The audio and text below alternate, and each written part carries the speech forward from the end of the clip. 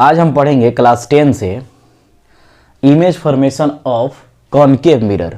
इसके पहले मैं आपको बता दूं, अगर आपने इमेज फॉर्मेशन रूल नहीं पढ़ा है तो उसको आप पढ़ लीजिए। मैं आई बटन में उसका लिंक दे दूंगा, वहां से आप पढ़ सकते हैं कि इमेज फॉर्मेशन रूल क्या है।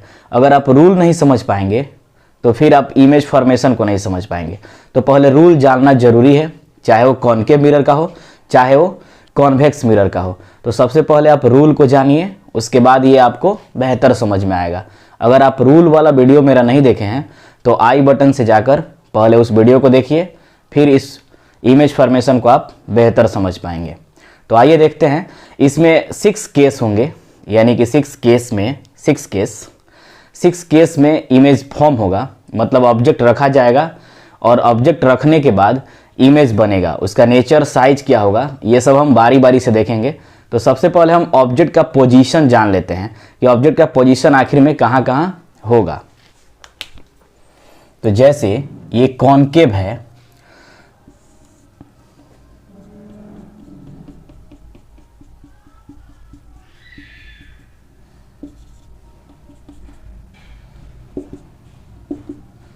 पोल, फोकस सी और ये इन्फिनिटी। तो सबसे पहले हम देखें तो इमेज फॉर्मेशन अगर हम बनाएंगे कॉनकेव का, तो ऑब्जेक्ट पोजीशन, यानी पहला ऑब्जेक्ट पोजीशन क्या होगा, एट इन्फिनिटी, पहला हुआ। दूसरा ऑब्जेक्ट पोजीशन क्या होगा, बियॉन्ड सी।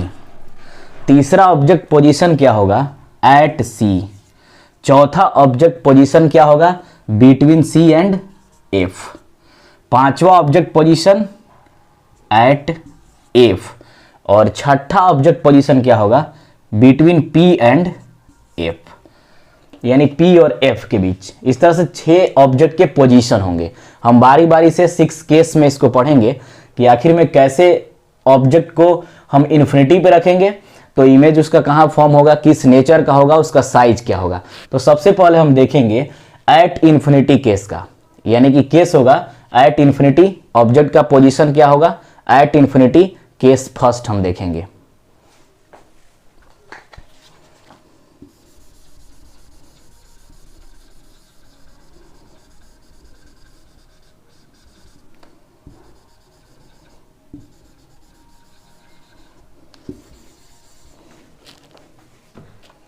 यानी केस फर्स्ट,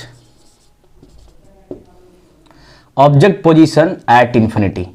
अगर ऑब्जेक्ट हम यहां पे रखते हैं तो एक, अगर इन्फिनिटी पे रहता है ऑब्जेक्ट, अगर बहुत दूर ऑब्जेक्ट होता है इन्फिनिटी पे, तो एक लाइट उसके टेल से जाएगा, लाइट रे, और एक लाइट रेज उसके हेड से जाएगा।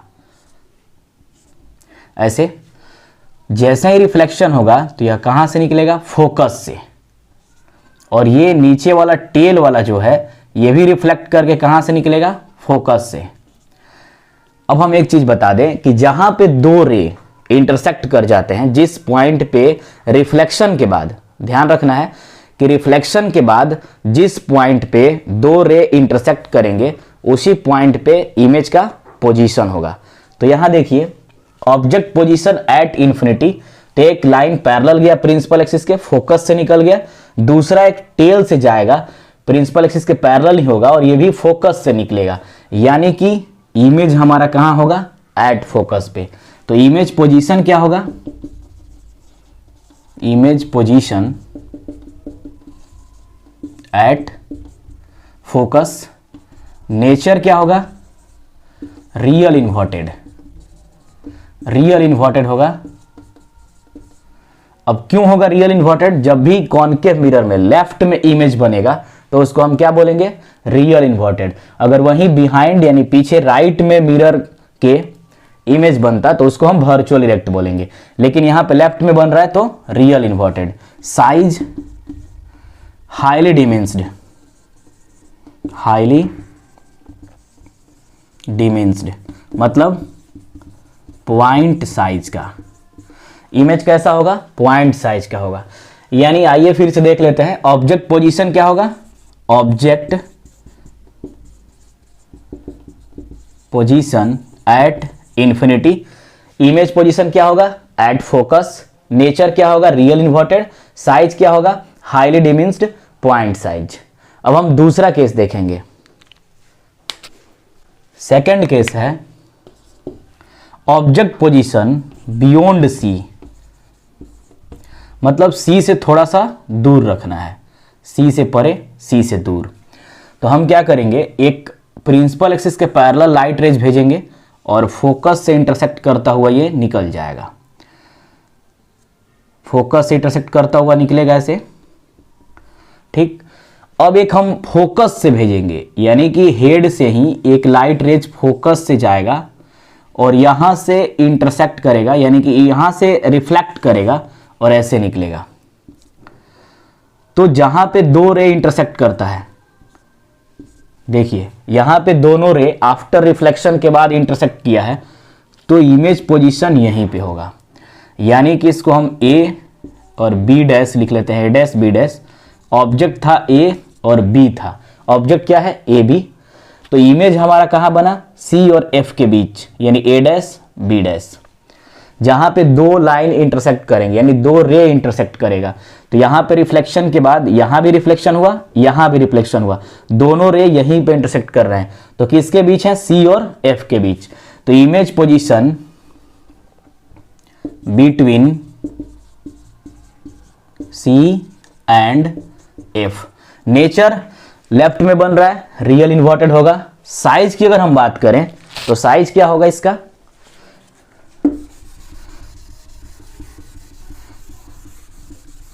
इसका साइज होगा स्मॉलर देन ऑब्जेक्ट। साइज क्या होगा, स्मॉलर देन ऑब्जेक्ट। ऐसा इसलिए होगा क्योंकि आप देखिए, कंपेयर कीजिए, ये साइज ऑब्जेक्ट का बड़ा है और इमेज का साइज क्या है, छोटा है, तो स्मॉलर देन ऑब्जेक्ट होगा। अब एक कंक्लूजन हम वीडियो के लास्ट में बताएंगे कि आखिर में ऑब्जेक्ट को अगर हम मिरर से दूर रखते हैं तो साइज पे क्या इफेक्ट पड़ता है, और ऑब्जेक्ट को मिरर के नज़दीक लेकर जाते हैं तो साइज पे क्या इफेक्ट पड़ता है। तो मैं ये लास्ट में बताऊंगा आपको कि कैसे साइज इफेक्टेड होता है अगर डिस्टेंस बढ़ाते हैं तो ऑब्जेक्ट का, और डिस्टेंस घटाते हैं तो, लेकिन अभी नहीं, लास्ट में मैं इसको बताऊंगा। तो अब केस थर्ड देखेंगे। केस थर्ड,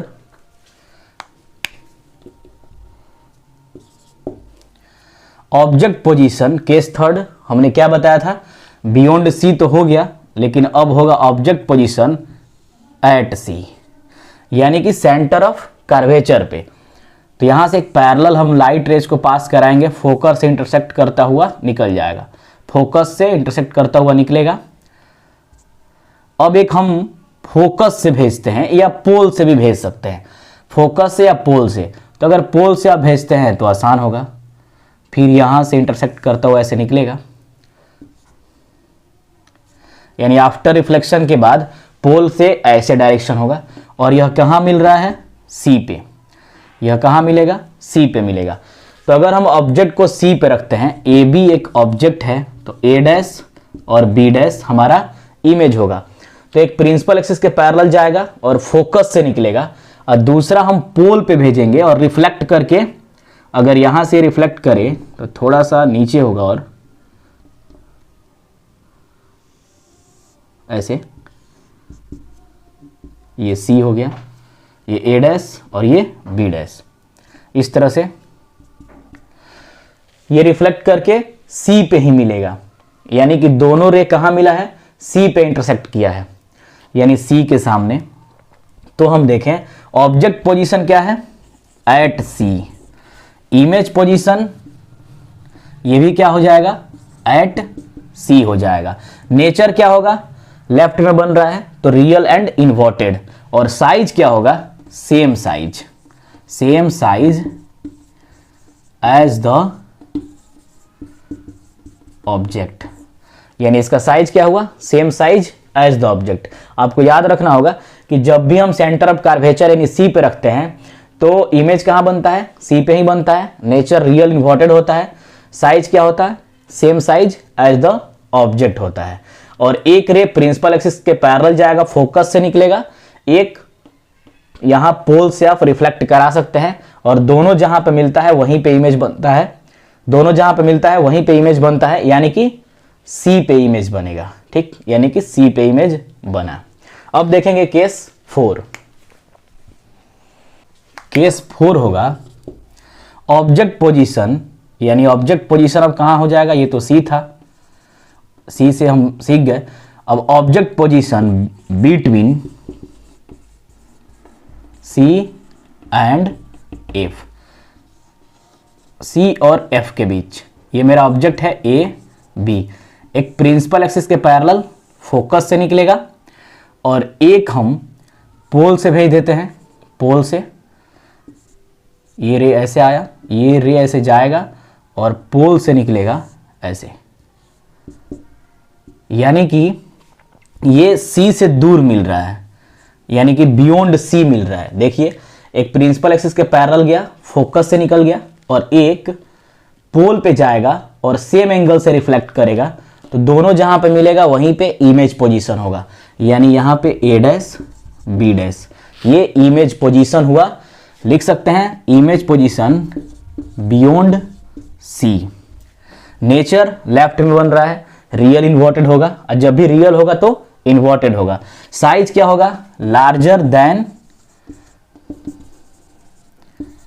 ऑब्जेक्ट, साइज क्या होगा, लार्जर देन ऑब्जेक्ट। यहां आप कंपेयर कीजिए, साइज बड़ा है, लार्जर देन ऑब्जेक्ट है। अगर आप स्केल पेंसिल यूज करते हैं तो और बेहतर आपको दिखेगा और क्लियर हो जाएगा कि साइज क्या होता है। बियॉन्ड सी जब बनेगा तो लार्जर देन ऑब्जेक्ट ही होगा, और ऑब्जेक्ट पोजीशन कहां होता है, सी और एफ के बीच। जब भी ऑब्जेक्ट पोजीशन सी और एफ के बीच हो तो इमेज पोजीशन क्या होगा, बियॉन्ड सी। नेचर क्या होगा, रियल इन्वर्टेड, और साइज क्या होगा, लार्जर देन ऑब्जेक्ट। अब नेक्स्ट देखेंगे केस 5। अब ऑब्जेक्ट पोजीशन कहां होगा, सी और एफ के आगे चलते हैं, सी और एफ के बीच से आगे बढ़ेंगे, तो ऑब्जेक्ट पोजीशन एट फोकस, यानी ये ए और बी मेरा ऑब्जेक्ट है, प्रिंसिपल एक्सिस के पैरेलल लाइट जाएगा और फोकस से निकल जाएगा ऐसे, और एक हम भेजेंगे पोल से ऐसे। इस तरह से आप देखें तो एक पोल से गया, सेम एंगल से रिफ्लेक्ट करेगा। एक ऑब्जेक्ट अगर हम फोकस पे रखते हैं तो एक जाएगा प्रिंसिपल एक्सिस के पैरेलल, फोकस से निकलेगा, दूसरा पोल से भेजेंगे और ये सेम एंगल से रिफ्लेक्ट कर जाएगा। ये कहीं ना कहीं मिलेगा, यानी कहीं ना कहीं आगे ये जाएगा तो मिलेगा, ठीक, तो यानी इन्फिनिटी पे वो मिलेगा। कहीं ना कहीं मिलने का मतलब कि ऑब्जेक्ट पोजीशन अगर फोकस रहे, ऑब्जेक्ट पोजीशन एट फोकस, तो इमेज पोजीशन कहाँ होगा, एट इन्फिनिटी। नेचर हम देखें तो लेफ्ट में ही इमेज बनेगा, तो रियल एंड इन्वर्टेड होगा। साइज की बात करें तो हाईली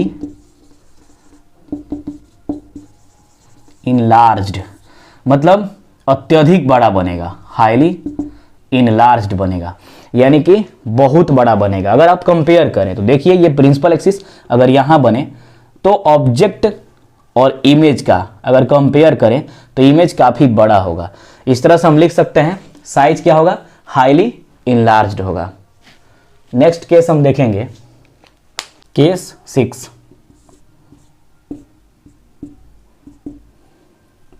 अब देखिए सी का भी हो गया, बियॉन्ड सी भी हो गया, सी और एफ के बीच भी हो गया, फोकस का भी हो गया। अब आगे बढ़ते हैं, एक और केस है, लास्ट केस, यानी कि 6 नंबर केस।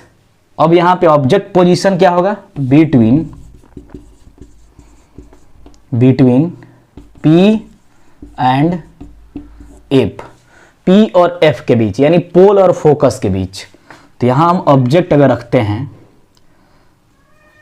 ए और बी मेरा ऑब्जेक्ट है, ए और बी, ठीक।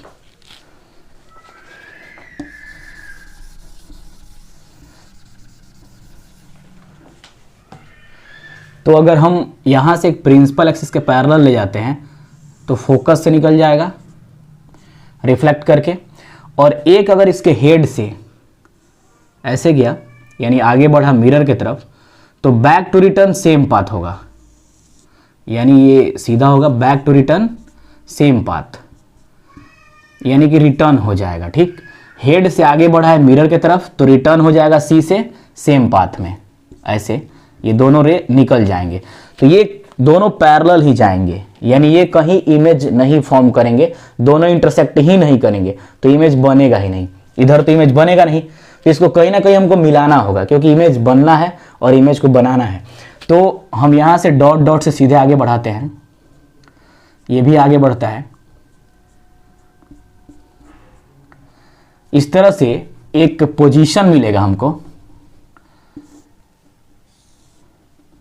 तो ये हमारा ए डैश और ये बी डैश, ये हमारा क्या हुआ, इमेज हुआ।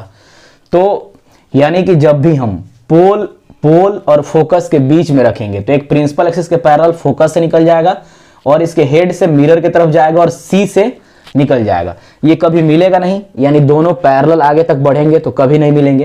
तो इसको हम कहीं मिलाएंगे, तो मिलाएंगे कहाँ, यानी कि बिहाइंड द मिरर। तो ये डॉट डॉट से मिलाएंगे तो हमारा इमेज का पोजीशन क्या होगा, behind the mirror. Image position behind the mirror. Nature क्या होगा, डॉट डॉट से बना है और बिहाइंड द मिरर बना है राइट में। तो हम शुरू में बताए थे कि जब भी राइट में बने, बिहाइंड द मिरर बने, तो नेचर क्या हो जाएगा, वर्चुअल एंड इरेक्ट। साइज की कंपेयर करें तो लार्जर देन ऑब्जेक्ट। आप देख सकते हैं ऑब्जेक्ट कुछ साइज का है, यानी इतना साइज का है, तो इमेज का साइज बड़ा है, यानी ऑब्जेक्ट से इसका साइज क्या है, बड़ा है। ये 6 केस कंप्लीट हुआ। अगर आपको जो भी डाउट होता है तो आप कमेंट सेक्शन में कमेंट करके मुझसे कंसल्ट कर सकते हैं। मैं ये बताने वाला था कि अगर देखिए, अगर ऑब्जेक्ट मिरर से काफ़ी दूर रहता है, अगर ऑब्जेक्ट मिरर से काफ़ी दूर रहेगा तो इमेज छोटा बनेगा। जैसे जैसे इनकॉन्केव मिरर, जैसे जैसे ऑब्जेक्ट मिरर के क्लोज आएगा तो इमेज का साइज बढ़ता है। जैसे जैसे मिरर के क्लोज आएगा ऑब्जेक्ट, इमेज का साइज क्या होगा, बढ़ेगा। और जैसे जैसे मिरर से दूर हटेगा ऑब्जेक्ट, इमेज का साइज क्या होगा, छोटा होगा। यही कंक्लूजन था। फिर हम मिलेंगे नेक्स्ट वीडियो में image formation of convex mirror के साथ। तब तक पढ़िए,